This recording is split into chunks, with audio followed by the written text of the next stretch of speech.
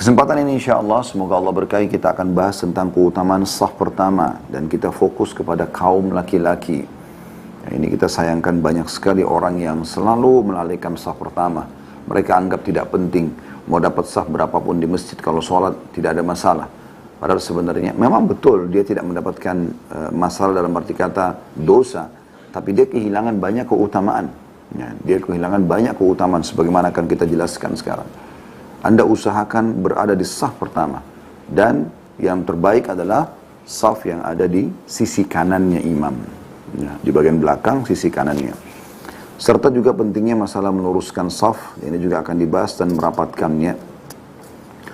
Kita akan bahas mulai dari hadis urutan 488 dari awal kita belajar. Dan di sebelahnya ada angka 1.2 sahih. Bunyinya dari Abu Hurairah radhiyallahu anhu bahwa Rasulullah sallallahu alaihi wasallam bersabda, "Law ya'lamun nasu ma fi an-nida'i was-saffil awwali, thumma lam yajidu illa an yastahimu 'alaihi, lastahamu." Artinya, seandainya manusia mengetahui pahala yang ada pada azan dan saf pertama, kemudian mereka tidak mendapatkannya kecuali dengan mengundi, bersaing, niscaya mereka akan melakukan undian. Hadis riwayat Bukhari dan Muslim. Dalam lafaz Muslim, "Lau ta'lamuna ma fis saffil muqaddami lakanat qur'ah." Seandainya kalian mengetahui pahala yang ada di saf pertama, niscaya akan menjadi undian. Hadis ini teman-teman sekalian secara lafadznya sudah bisa difahami tentunya. Bagaimana baginda Nabi SAW tidak menggambarkan tentang angka daripada pahala yang akan diterima, tetapi memberikan gambaran. Dan gambaran ini atau kiasan ini sangat luar biasa gitu.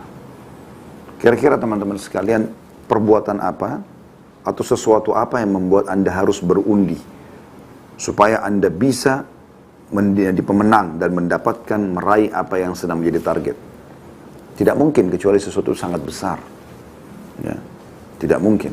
Andai saja misalnya ada sebuah rumah itu sangat bagus, strategis, atau tanah yang kira-kira ini teman-teman sekalian sangat Anda inginkan. Kemudian ada juga orang yang menginginkan, lalu kemudian diundilah siapa di antara Anda yang atau dia, ya, rival Anda itu akan mendapatkannya. Saya akan Anda akan ikut dalam undian tersebut kan Anda tahu ini luar biasa potensi yang ada di situ. Begitu juga kalau misalnya diundi untuk mendapatkan jabatan dengan beberapa poin-poin yang harus dipenuhi, Anda akan berusaha mengisi poin-poin tersebut atau memenuhi syarat-syarat yang diinginkan agar Anda menang dalam undian tersebut. Dan begitu seterusnya. Tidak akan terjadi undian kecuali pada hal-hal yang sangat bernilai. Nabi SAW tidak lagi memberikan, di sini menyebutkan angka. Orang yang di saf pertama dapat 100 pahala, 1000 pahala, 100.000 pahala, 1 juta pahala, 10 juta pahala, 100 juta pahala. Nggak ada lagi angka seperti itu. Karena sudah nggak bisa dinilai dengan angka. Sudah nggak bisa lagi dinilai dengan angka. Kita ambil mutiara pertama, teman-teman sekalian, dari hadis ini adalah keutamaan azan dulu. Karena kata Nabi SAW, "Lau ya'lamun nasu ma fin nida'." Kalau seandainya manusia tahu apa yang Allah janjikan pada azan itu sendiri. Di sini ada 3 poin. Menjadi muadzinnya sendiri. Ini sudah pernah kita jelaskan di beberapa bab atau ya bab yang lalu ya tentang masalah keutamaan azan dan muadzin. Ya. Ini jelas sekali. Ya. Di antara hadisnya adalah mereka adalah orang yang paling panjang lehernya pada hari kiamat. Maksudnya paling dikenal, ya, paling banyak mendapatkan karunia dari Allah Subhanahu Wa Taala. Belum lagi semua yang mendengarkan suaranya pasti akan menjadi saksi pada hari kiamat. Dan sudah panjang lebar kita jelaskan banyak hadisnya. Kemudian yang kedua adalah menjawab azan itu sendiri. Dan tidak mungkin kita kan semua jadi muadzin, pasti cuma satu orang muadzin di masjid dekat kita misalnya. Maka ada keutamaan. Ya. Yang kita disuruh oleh Nabi SAW untuk mengikuti apa yang diucapkan oleh muadzin persis sama kecuali dalam kalimat hayya 'alas shalah dan hayya 'alal falah kita dianjurkan membaca la haula wala quwata illa billah. Ya. Jadi ini anjuran Nabi SAW. Ada pahalanya sendiri. Masuk dalam masalah ini juga. Yang ketiga adalah segera menjawab adzan tersebut untuk sholat. Jadi 3 hal ini, kalau seandainya manusia tahu apa yang dijanjikan untuk muazzin, atau dijanjikan untuk orang yang menjawab apa yang atau mengucapkan seperti yang diucapkan oleh muazzin, atau yang dijanjikan oleh Allah SWT pada saat dengar azan langsung berhenti semua aktivitas dan mengerjakan sholat, menjawab panggilan Allah, hayya 'alas shalah, ayo sholat, hayya 'alal falah, ayo menuju kepada kemenangan, selesai semua. Semuanya ditutup sama dia, tidak ada aktivitas kecuali sholat. Maka dia mendapatkan keutamaan ini. Ya. Tentu di sini muazzin ini luar biasa. Makanya kalau Allah karunia Anda suara yang indah, ya, dan Anda mengenal baik lafaz-lafaz azan dan ucapannya benar, Anda punya kesempatan jadi muazzin. Itu luar biasa pahalanya. Ya, karena dia bisa menggabungkan ketiganya. Jadi muazzin, dia juga ya, otomatis karena orang semua mengikuti apa yang dia ucapkan, dia bisa panen pahala orang-orang yang mengikutinya. Misalnya dia mengatakan Allahu Akbar, orang mengatakan Allahu Akbar, Allahu Akbar. Berapa banyak orang yang ikutin dia. Kemudian juga sholat di awal waktu, muadzin otomatis dia sholat di situ. Maka dia mendapatkan keutamaan semua ini. Ini yang pertama. Mutiara yang kedua adalah keutamaan saf awal, dan ini bagi kaum laki-laki. Saf awal adalah saf yang ada di belakang imam langsung. Dimulai dari belakang imam, kemudian ke kanan. Kalau sudah penuh, baru ke kiri. Ya. Nah ini punya keutamaan sendiri. Saya masih sering temukan di Indonesia kadang-kadang, mungkin karena kurangnya pemahaman, sehingga mereka saling mempersilahkan. Silakan Pak, silakan Pak. Silakan apa Pak? Silakan raih pahala besar dan Anda tidak dapatkan? Tidak akhi, tidak saudaraku. Masuk Anda di saf pertama itu, kalau masih ada lowong, Anda persilahkan orang lain untuk masuk. Bukan Anda persilahkan orang meraih pahala besar, Anda sendiri dapat pahala yang lebih kecil. Saf kedua lebih kecil pahalanya daripada saf pertama. Begitu saf ketiga, makin Anda ke belakang, makin kurang pahala untuk ya pahala saf sendiri. Karena dalam sholat itu banyak pahala. Pahala saf pertama beda dengan pahala saf yang kedua. Pahala merapatkan saf, ya. Pahala masuk masjid dengan kaki kanan, pahala doa masuk masjid, pahala awal takbiratul ihram, pahala gerakan-gerakan sholat, pahala bacaan-bacaan sholat, pahala berjamaah, ya. Semua itu banyak sekali bagian-bagiannya. Jadi satu kali mengerjakan sholat itu banyak sekali yang Anda bisa dapatkan. Makanya jangan sia-siakan teman-teman sekalian. Untuk apa Anda sia-siakan? Hanya untuk ngobrol sama teman? Hanya untuk meeting bisnis? Sayang sekali. Padahal tidak mengambil waktu. Sedikit sekali. Dan itu akan menjadi amal yang pertama dihisab oleh Allah SWT pada hari kiamat.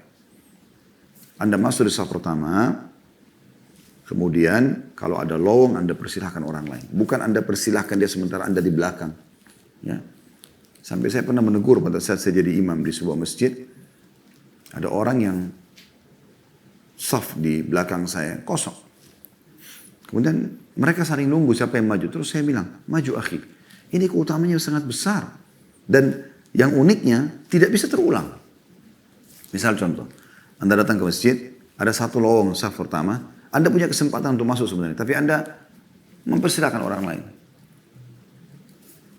Kalaupun dia masuk saf pertama dan Anda sudah persilahkan dengan niat baik, dia dapat pahala itu. Ya. Anda kehilangan pahala itu. Walaupun Anda menunjukkan orang kebaikan, tapi Anda tidak meraih itu. Anda tidak meraih kegiatan itu sendiri. Ya. Tidak melakukan itu. Ya. Ibarat seperti orang bilang, sedekahlah. Tapi dia sendiri nggak sedekah. Kan begitu. Beda kalau orang menyuruh orang, ayo masuk saf pertama. Dia sudah di saf pertama. Nah ini dapat pahala dia. Pahala mengajak orang lain. Pahala dia juga berada di saf pertama. Tapi kalau dia tidak melakukan, ini jadi aneh malah. Dia tidak melakukan kebaikan tapi dia suruh orang lain. Kabura maqtan indallah an taqulu ma la taf'alun. Allah sebutkan dalam surah Saf. Sungguh berat di sisi Allah kalian mengucapkan kalian tidak mengerjakannya. Ya. Jadi dia sebenarnya niatnya baik menyuruh orang tapi dia tidak kerjakan kebaikan itu. Mirip dengan itu. Sedekahlah tapi dia nggak sedekah. Walaupun dia ikut sholat. Permasalahannya adalah per kasus di sini. Kasusnya adalah saf pertama. Keutamanya lebih besar. Kenapa Anda biarkan orang lain masuk sementara Anda tidak melakukannya? Ada kuota, contoh yang lain, pergi haji. Anda sama orang. Anda punya kesempatan sebenarnya pergi haji. Tapi Anda bilang, sudahlah kamu aja yang pergi haji. Saya sudah pernah haji dulu. Kenapa?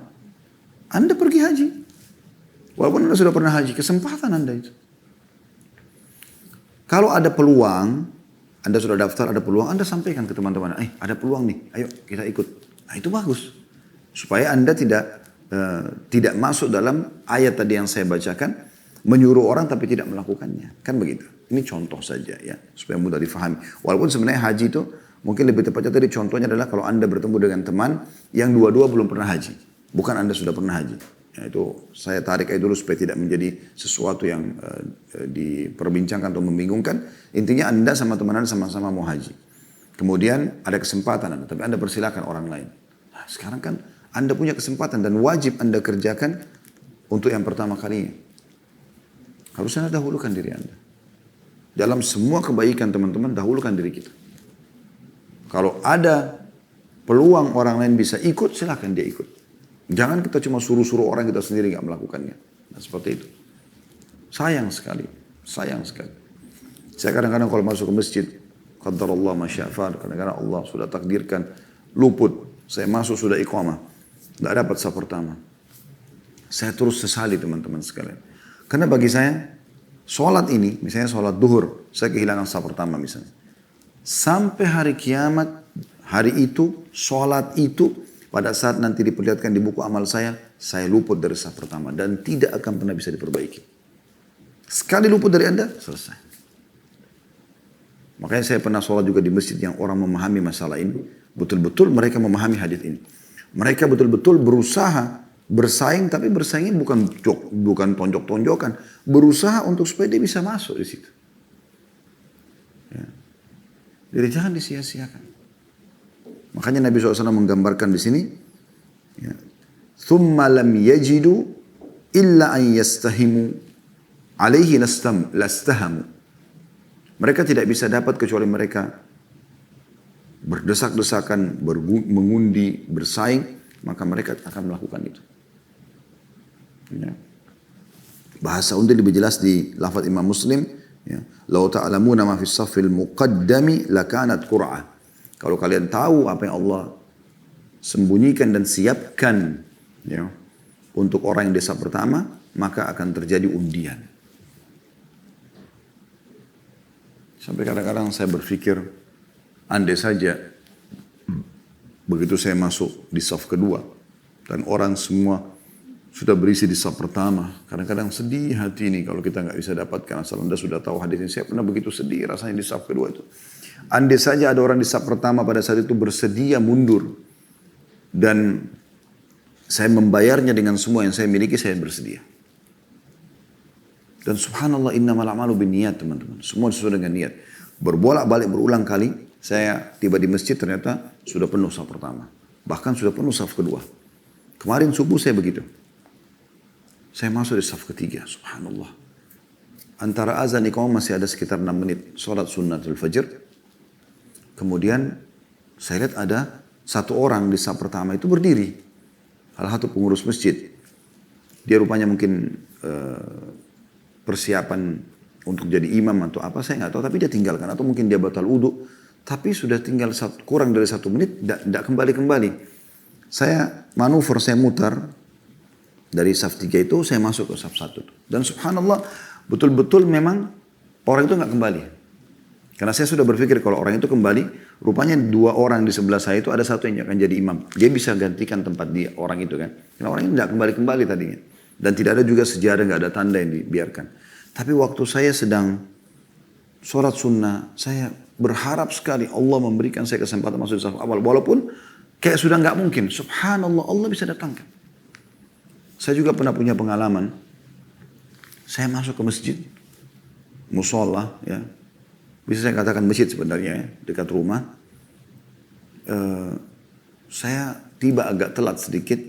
Sempat sholat sunnah alhamdulillah. Tinggal mungkin 2 menit sekian iqamah. Saya mungkin berada di saf yang ke-7. Di belakang. Masya Allah, mungkin pada saat itu sepertinya ada mau pengajian pagi itu ya. Beberapa waktu yang lalu. Kemudian saya tetap niat, ya Allah. Masih bisa nggak hamba-Mu ini mendapatkan saf awal, ya Allah. Saya sangat khawatir teman-teman sekalian. Kalau sampai sholat itu tercatat hari kiamat, saya temukan tidak di saf pertama. Khawatir karena itu sekali hilang selesai. Derajat yang banyak, sangat banyak hilang di surga gitu. Subhanallah. Pas iqamah, saya sudah lihat kayaknya sudah nggak mungkin. Saya saf ke-7 gitu ya. Tapi rupanya karena jemaah masjid itu tahu kalau ada kesempatan saya sering maju gitu. Maka yang di belakang imam, biasanya yang akan menjadi pengganti imam di masjid itu disiapkan memang satu orang. Nggak datang rupanya. Maka pengurus masjid melihat ke arah saya di belakang. Saya di saf ke-7. Lalu mereka memberikan isyarat supaya saya maju. Saya maju teman-teman dari saf ke-7 ke saf pertama. La haula wa la quwata illa billah. Saya waktu itu bercampur antara sedih dengan senang sambil sholat ya. Bagaimana bahagianya Allah kasih saya saf pertama di subuh itu. Karena tahu nilainya itu. Tahu hadis ini. Dan bagaimana orang tergantung kadar niat dia, ikhlas dia kepada Allah SWT. Kalau dia niatkan Allah kasih. Padahal itu seperti mustahil untuk mendapatkannya. Bagaimana dengan Anda yang punya peluang teman-teman. Masuk masjid masih di saf kedua, saf ketiga, saf keempat. Kenapa nggak di saf pertama? Masuk saf pertama itu teman-teman sekalian. Mahal sekali nilainya itu. Dan tidak akan terulang. Ingat baik-baik teman-teman. Saya ingatkan diri saya dan teman-teman sekalian. Peluang ibadah tidak akan terulang kalau sudah lewat waktunya. Makanya sebagian salaf mengatakan ada ibadah-ibadah yang Allah perintahkan di pagi hari nggak diterima di malam hari. Ada juga yang Allah perintahkan di malam hari nggak diterima di pagi hari, di siang hari. Ya kan gitu. Jadi jangan sia-siakan. Kesempatan itu raih. Kemudian hadis yang kedua nomor 489 dari awal kita belajar dengan sanad sahih juga masih dari Abu Hurairah radhiyallahu anhu, dia berkata Rasulullah SAW bersabda khairu sufufir rijali awwaluha wa syarruha akhiruha wa khairu sufufin nisa'i akhiruha wa syarruha awwaluha. Hadis ini riwayat Muslim, Abu Dawud, Tirmidzi, An-Nasai dan Ibnu Majah. Kata Nabi SAW, sebaik-baik saf laki-laki adalah yang pertama, pas di belakang imam. Dan yang terburuk adalah yang terakhir. Sedangkan sebaik-baik saf perempuan adalah yang terakhir dan yang terburuk adalah yang pertama. Hadis ini teman-teman sekalian ya, menggambarkan kepada kita tentang perbedaan antara pengaturan saf laki-laki dan perempuan. Kalau laki-laki yang paling afdal di belakang imam langsung saf pertama. Lalu kemudian datang saf yang kedua. Lalu saf ketiga. Terus begitu. Makin Anda di belakang, maka tentu tidak sama pahalanya dengan yang di depan. Apalagi kalau ada orang sengaja menerlambatkan diri, tidak mau masuk di saf-saf depan ini, maka Allah pun, kata Nabi SAW, maka menerlambatkan kebaikan untuknya. Ya. Rezekinya, nikmat yang Allah berikan. Sementara saf perempuan adalah yang paling afdal yang di belakang. Kemudian disusun sampai ke saf pertamanya perempuan. Untuk saf perempuan biasanya di belakang masjid ya. Tapi tetap yang lebih baik adalah dari belakang. Oleh karena itu pengaturan saf kalau bagi pengurus masjid yang paling baik laki-laki disuruh isi dulu saf pertama penuh, pindah saf kedua penuh, pindah saf ketiga terus begitu. Kalau pengaturan saf perempuan boleh diatur dari belakang, misalnya ada 5 saf wanita dari belakang, saf paling terakhir udah penuh kiri kanan baru saf yang depannya terus sampai di saf paling depannya wanita tersebut. Dan ini tidak sulit untuk diatur seperti ini. Bahkan ada beberapa masjid sudah mengamalkan ini. Nah. Kemudian selanjutnya,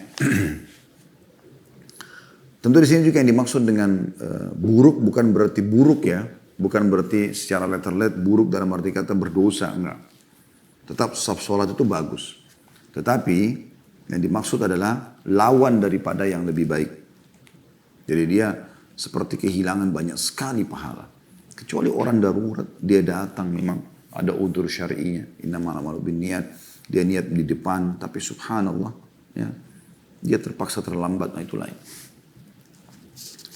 Kemudian selanjutnya, hadits nomor 490, urutan 3, di dalam bab kita ini dengan sanad sahih dari Irbad ibn Sariyah radhiyallahu anhu, dia berkata, anna Rasulullah sallallahu alaihi wasallam kana yastaghfiru lis-saffil muqaddami thalathan walithani marrah.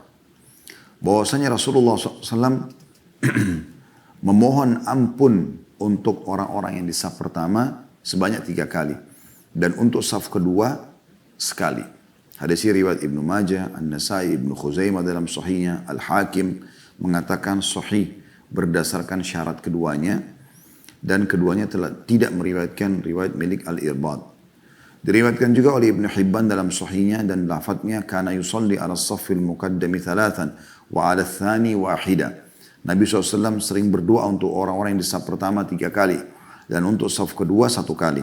Lafadz An-Nasai seperti lafadz Ibnu Hibban. Hanya saja dalam lafadz An-Nasai ada tambahan kana yusalli ala saffil awwali marratain. Beliau mendoakan orang yang di saf pertama sebanyak 2 kali. Hadis ini teman-teman memberikan pelajaran kepada kita bagaimana Nabi SAW yang pertama ya, bagaimana Nabi SAW memotivasi para sahabatnya untuk berlumba-lumba di saf depan. Karena sholat adalah kita sedang menghadap atau sebuah kegiatan yang kita menghadap dan berkomunikasi dengan Tuhan kita Allah Subhanahu Wa Taala. Ibarat orang-orang yang sedang menghadap kepada sang raja. Ada juru bicaranya dan ada yang lain di belakang sedang ikut ya seperti itu. Maka Nabi SAW memotivasi mereka agar selalu di depan. Ya. Allah menyukai orang yang di saf-saf pertama. Kemudian beliau mendoakan dan memohon ampun. Dua-duanya kalau kita gabungkan ini, dari sekian riwayat tadi, 3 riwayat yang kita baca, ada mendoakan dan ada memohon ampun. Jadi Nabi SAW mendoakan dan memohon ampun untuk orang yang di saf pertama, kemudian 3 kali, dan yang di saf kedua 1 kali. Ini mirip dengan kasus waktu Nabi SAW di Hudaybiyah. Kesepakatan Hudaybiyah, beliau keluar dengan 1.400 sahabat untuk umrah, lalu ditahan oleh orang-orang Quraisy pada saat itu, dan terjadilah kesepakatan Hudaybiyah sehingga boleh umrah muslimin di tahun depannya.